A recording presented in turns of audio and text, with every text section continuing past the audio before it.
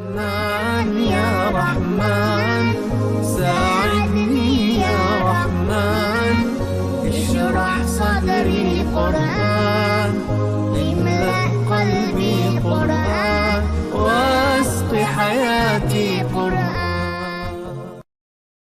آپ نے فرمایا نکاح کرنے کے لیے جب لڑکے یا لڑکی کی تلاش ہو تو اس وقت دنیا کے انسان جن چیزوں کو معیار بناتے ہیں تم معیار نہ بنانا. دنیا کے لوگ حسن و جمال اور خوبصورتی دیکھتے ہیں, دنیا کے لوگ پیسہ بینک بیلنس دیکھتے ہیں, لوگ اونچا خاندان دیکھتے ہیں. یہ سب چیزیں تم مت دیکھنا, اپنی امت کو نصیحت. حسن و جمال بھی آنی جانی شے, مال ختم ہو جانے والی چیز ہے, اور اونچے حسب نسب کی اللہ کی نگاہ میں کوئی عظمت کوئی اہمیت نہیں. قرآن نے تو کہا انا خلقناکم من ذکر و انثی, تم ایک ماں باپ کی اولاد ہو, تم میں کوئی بڑائی برتری بزرگی نہیں ہے. اگر کسی کو فضیلت ہے تو وہ صرف اور صرف اللہ کے ڈر کی وجہ سے. ان اکرمکم عند اللہ اتقاکم, تم میں سب سے زیادہ شریف وہ ہے جو اللہ سے سب سے زیادہ ڈرنے والا ہے. ذات برادری کے نظام کو زمین میں دفنا دیا گیا. حضور صلی اللہ علیہ وسلم نے اعلان کر دیا کالے کو گورے پر, گورے کو کالے پر, عربی کو عجمی پر, عجمی کو عربی پر. کوئی برتری حاصل نہیں ہے. جو اللہ سے زیادہ ڈرنے والا ہوگا وہ اللہ کی نگاہ میں زیادہ معزز اور شریف ہوگا. یہ کہنا کہ ہم فلاں برادری کے ہیں اور یہ فلاں برادری کے ہیں, یہ سیاسی لوگوں کی ضرورت تو ہو سکتی ہے, اسلام سے اس کا دور کبھی کوئی تعلق نہیں. اسلام کا اس سے کوئی تعلق نہیں. اسلام یہ سکھاتا ہے کہ تم میں شریف وہ ہے جو اللہ سے ڈرنے والا ہے. اور اگر کوئی انسان برے اعمال میں لگا ہوا ہے, وہ کتنے ہی اونچے خاندان کا کیوں نہ ہو, اور کتنے ہی مال و دولت والا اور عزت و جاہ والا اور منصب والا کیوں نہ ہو, اللہ کی نگاہ میں مچھر کے پر کے برابر بھی اس کی کوئی عزت کوئی عظمت. تو دینداری کی بنیاد پر نکاح کے لیے انتخاب کرو. مال, حسن و جمال اور اونچے حسب نسب کو بنیاد نہ بناؤ.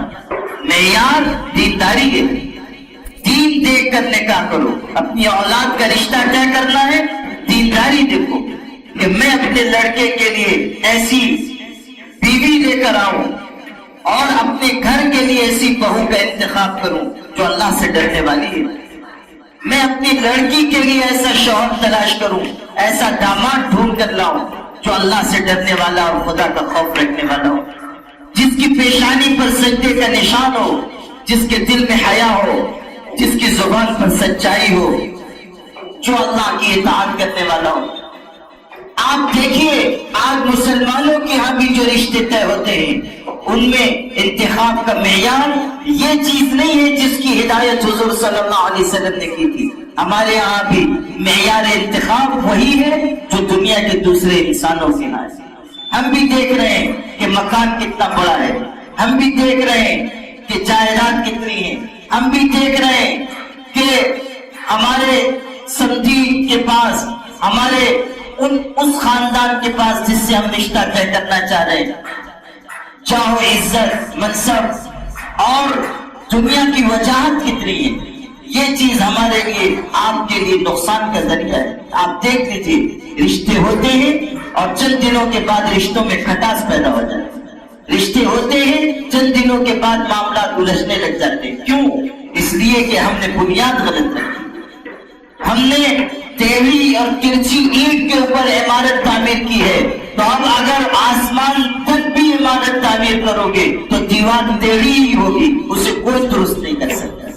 حضور صلی اللہ علیہ وسلم نے بتا دیا کہ نکاح کا کے لیے معیار انتخاب دینداری ہے. یا رحمن ساعدنی یا رحمن اشرح صدری قرآن املأ قلبی قرآن